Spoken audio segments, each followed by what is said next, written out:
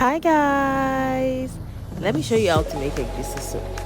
So egusi soup is a soup made from melon seeds and it goes with any swallow of choice. Trust me, this is a delicacy. To make egusi soup, you need some melon seeds.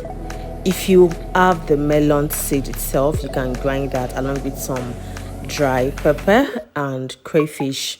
But I got mine from the market, so I already did that. So I have some cow skin here, chicken, pepper and onion, palm oil, grinded crayfish, salt, and pumpkin leaf.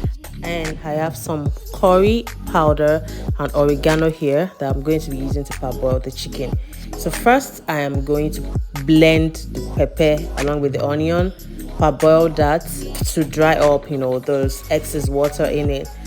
And then I'm going to parboil the chicken and keep the chicken stock for later.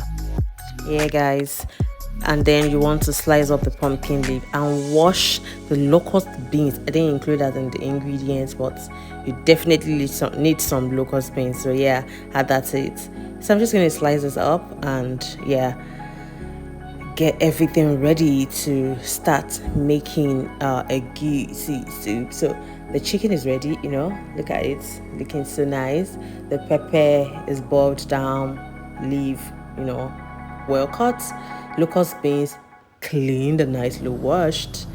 So now I am going to start cooking with some oil. So let's put the oil into the pot, let it heat up for a while, add your locust beans and stir. So you want to fry that for about 1 minute, yeah. Then add some crayfish. Next, you should add the parboiled pepper. Mix that up nicely and then you add some seasoning cubes, some salt, and give it a good stir. After which you cover and let it cook for about 10 minutes. Guys, you see, while making this soup, the only thing on my mind was, should I make poundo potato to go with this or should I make poundo yam? So guys, what is the first swallow that came to your mind while watching this? Yeah, and I want you guys to actually make this and pair it with that swallow. So comment below, let me know the first swallow that came to your mind. You guys should not fall my hand though. I really want you guys to comment down below, and don't let me be the only weird one here, okay? So after 10 minutes, add your cow skin, add your parboiled chicken, give it a good stir, get all this goodness coated into your proteins, and then cover to let it cook for a few minutes. About 5 minutes should be good. While that is cooking, let's prepare our egusi slurry. So all you have to do is to measure the grounded egusi, add some chopped onions, add some crayfish and seasoning cube, give that a good stir and add some chicken stock into that.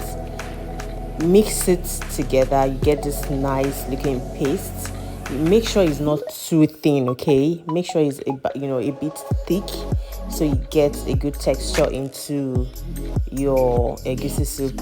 And if the soup is too thick, all you need to do is to just add a little bit more water, and that way. So after that, using a tablespoon, so you want to scoop the egusi mixture and add it into your soup little by little until you exhaust all the egusi mixture.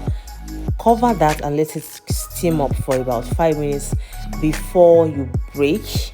Make sure you break the soup very well, mix it well so it doesn't clot. If you don't even want it to clot at all, because this even has a little bit of clot here and there. If you don't want it to clot at all, just 1 or 2 minutes is okay to steam up. Mix it well and you will not get any clot at all. So 5 minutes, you will get this nice looking egusi soup. So after that, add your pumpkin leaves, just a little bit. We are making the main egusi soup, not the vegetable kind that I have posted on the page earlier. So steam that up again for few more minutes and voila, There you have it, guys. Delicious, sumptuous, and it just pairs really well with this poundo yam that I have made. So guys, make yours. Tag me at dish so sweet so I can see your version of this egusi soup recipe. So guys, follow me, give me a thumbs up, and I'll see you later.